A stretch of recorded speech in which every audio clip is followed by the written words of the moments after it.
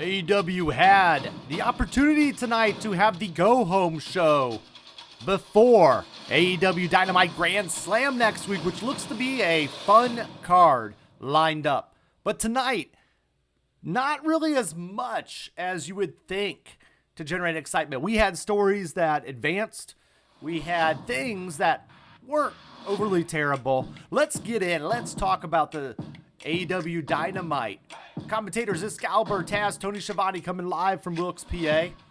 Two major stars missing from AEW again tonight, 2 weeks in a row now.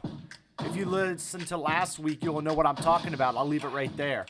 But go ahead. I'm your host, Bryan, the Hype Ballard, and let's get in.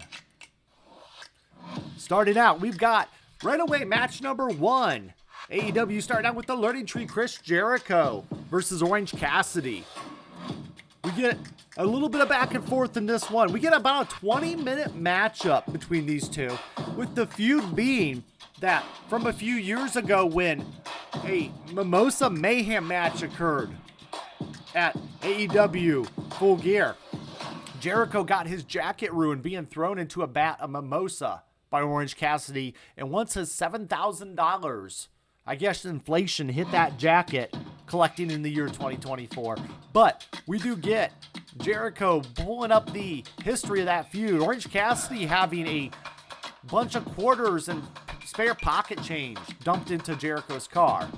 This matchup resulting of that, we get a little bit back and forth here. We get ultimately in this one, Jericho and Orange Cassidy. We do get a Jericho with a backdrop through a timekeeper's table midway through the match. It got a holy shit chant from the crowd. I don't know if it was deserving of that, but needless to say, we get a yay boo moment. And ultimately, we do get not a really terrible match between these guys. I don't know if it needed to be the 20-minute length, but I didn't know what the time limit on this one was either. Our time limit's still a thing in AEW land. But we get a code breaker. We get a 2 count for that. We get a Judas effect kind of being set up, but we don't quite land it. And then ultimately, we get the Orange Punch later in the match with Orange Cassidy to Jericho. And basically, ultimately, he uses a roll of quarters. Hence the buildup in this matchup with the quarters. But a roll of quarters to knock Jericho out with a loaded Orange Punch, if you will. Somebody spiked the punch. And again, 19-minute, 31-second mark. We move on. And moving on, we get the Blackpool Combat Club going and giving us a little bit of what's going on. And a little bit of promo work with the Trios tag titles. We start out with Pac. Pac is so good in this group, and I like the addition of him. He's a little got that darker edge, and it gets instant credit. So ultimately, we do get Claudio Castagnoli making his time in. They're talking to Wheeler Yuta, and they're asking Yuta basically to show up next week and defend the Trios tag titles because he still has a responsibility to the group. We ultimately get Marina Shafir just there for good measure, playing the China of DX type role. And then we get Moxley saying he doesn't blame him. It's a tough situation that Yuta has to wake up and understand what's going on around him. He doesn't blame him, and he's not trapped. He can either stay or go. But ultimately, he does have a responsibility to defend these Trios tag title match. We've been hitting Wheeler Yuta in the last week on Collision and Dynamite tonight, talking about his confusion as he's being interviewed backstage, forgetting his boots, forgetting, kind of what's going on, being very distraught in his matchup. He's lost his mind in the matchups and then kind of almost snaps to a point. But Bryan Danielson, if you will, basically wondering where he is and how is he. It'll be interesting in Grand Slam next week to see if Bryan shows up in Wheeler Yuta's response. Could we be lining for Wheeler Yuta to remain with the Blackpool Combat Club and coming to reality and betraying Bryan? That might be the big build-up that we could see at next week Grand Slam, possibly. But we ultimately then go back. We get a quick match from Hook Not really much to see here. A very, very fast matchup. A lot of this is setting up a match between him and the United Kingdom. And then ultimately, we get the Kingdom and Hook jawing at the top of the ring as Hook beats an enhancement talent there to help out for the evening very quickly after a series of suplex. And we go on. On and we shall. We've got ultimately Queen Aminata, Yuka versus Mariah May and Serena Deeb in a tag match that's been building in the last week. We get a little bit of back and forth. Aminata gets tagged in and out. We get a little bit of history here, but it makes sense to have this matchup. And at the end, we do get Aminata. We get a commercial in the middle of this one, but Yuka hits a splash from the top, taking out all of the opponents on the outside. And then back in the ring, Yuka with a magical girl splash. And May breaks it up with a belt shot to the back. And that is a disqualification on this one. Yuka and Queen Aminata beats Mariah May and Serena Deeb by DQ about the 8-minute mark. Pretty good for what it was, which was just a storyline advancement here. Aminata and Deeb get their program moving forward, as well as Sakazaki and May. And then ultimately, we do get a promo with Mina.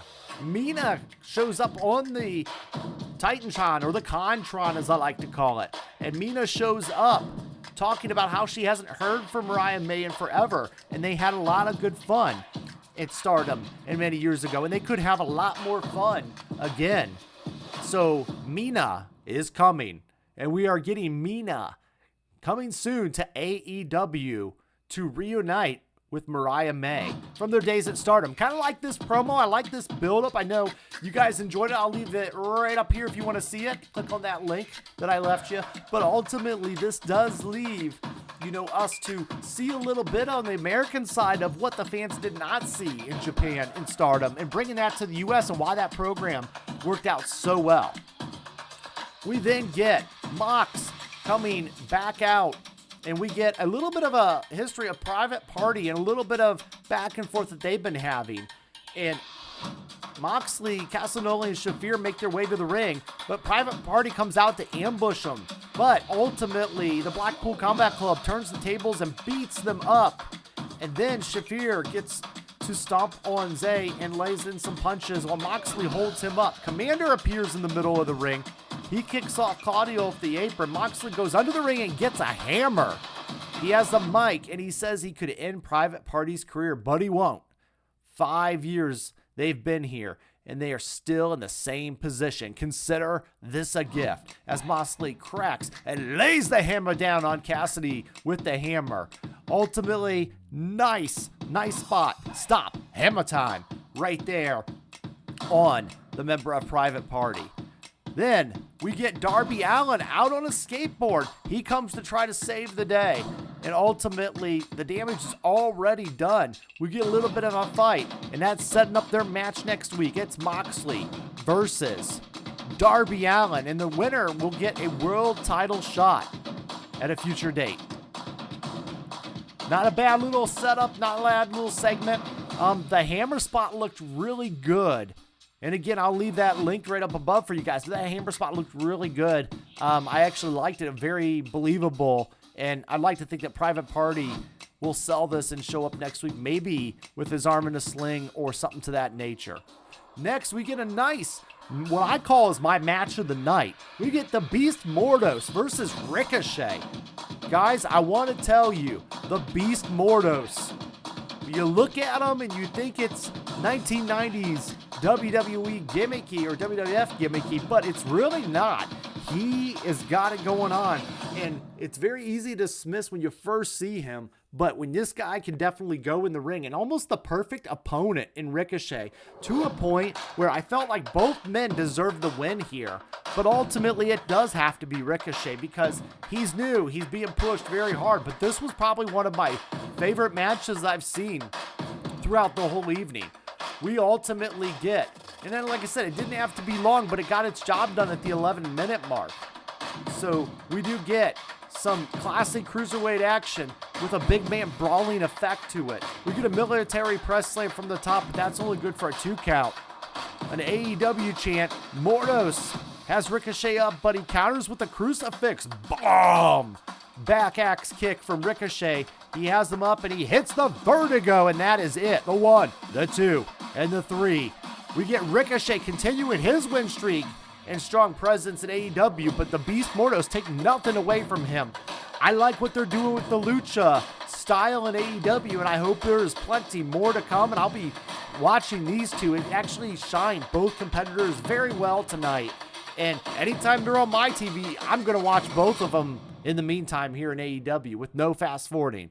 Ultimately, we get to Shivani in the ring, and he comes at him, Hangman Page. Shivani wants to know that he has a warning for everyone who supported Swerve and what that was about. Page has watched and listened. He knew that one day would come. Page knew it, where he wouldn't just be just Swerve who had to pay, but what happened to him. But there were dozens of people that supported Strickland.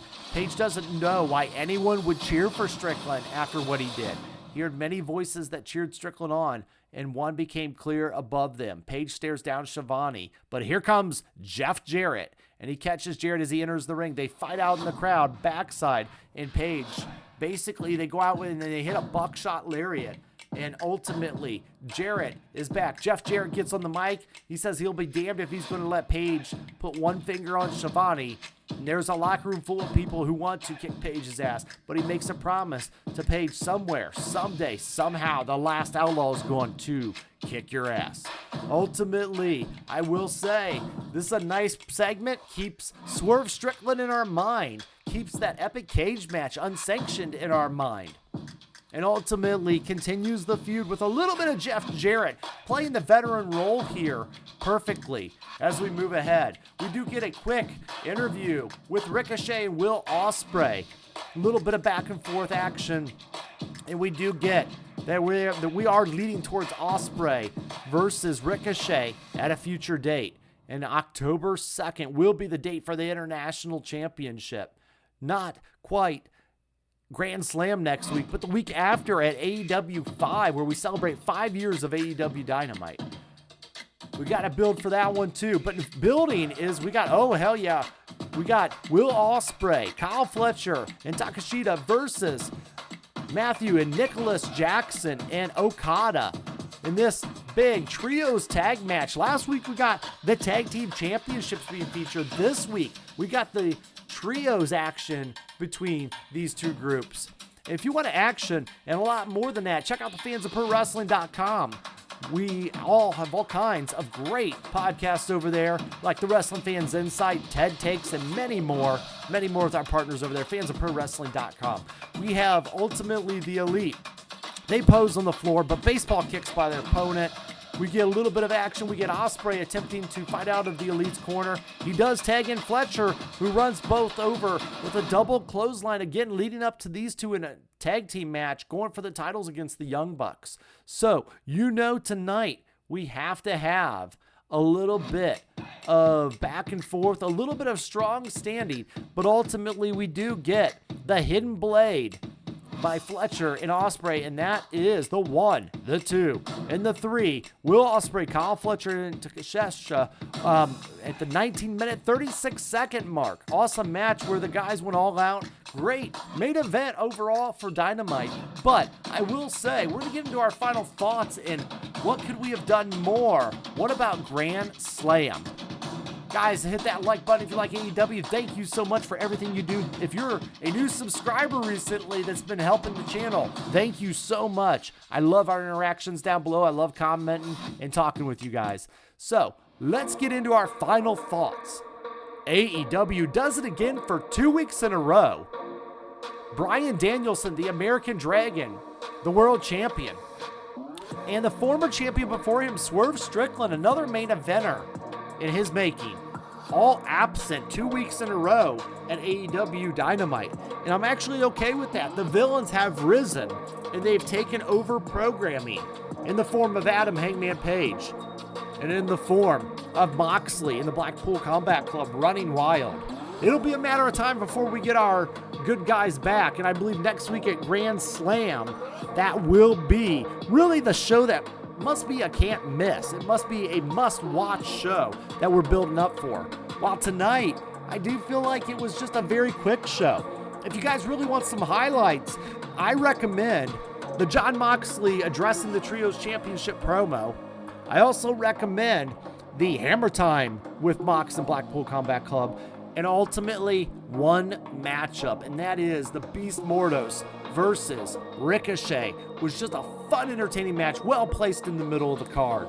So at that point, that is my must-watch final thoughts for AEW Dynamite. The rest, well, it's not double or nothing. It's more take it or leave it. Speaking of which, I'm going to leave you guys, and I want to say thank you. I'm going to head right out. Thanks again, everyone, and I'll see you every week. For now, it's game over.